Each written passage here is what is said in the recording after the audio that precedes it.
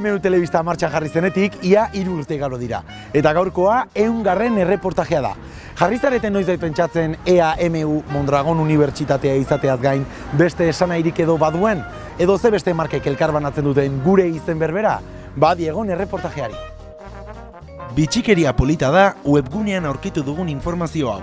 Kondaira zarrek diote, MU ozeanoak irentsi zuen kontinente bat izan zela. Australia eta Hego Amerikaren arteko hutsunea hartzen zuena. Beste hizkuntza batzuetan ere, esan nahia du MU gakoak. Txineraz, MUk ezezko esan nahi du, eta gainera, 12. hizkia da hiztegi grekoan. MU online bideo jokoaren berri ere izan dugu.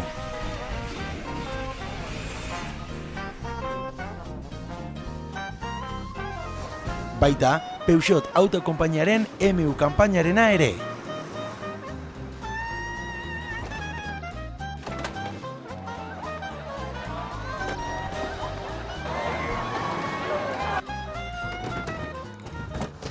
Eta erakundetara egiten badugu salto, konturatzen gara MU marka agian munduko kirol talde famatuena denaren marka dela baita ere.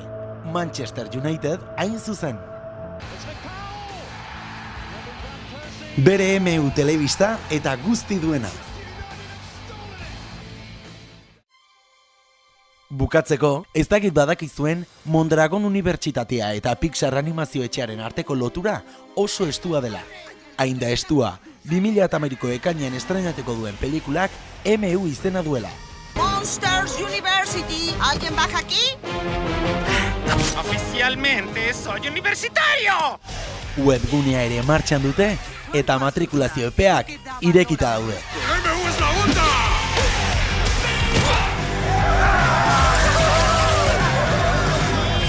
¿Cómo me río? Muy simpático, Sullivan. ¡Qué elegante, Wazowski! Si quieres tus bromitas, aunque sea intenta hacer algo más creativo. ¿Qué está pasando?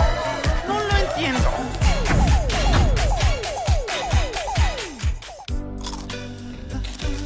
Amo la universidad.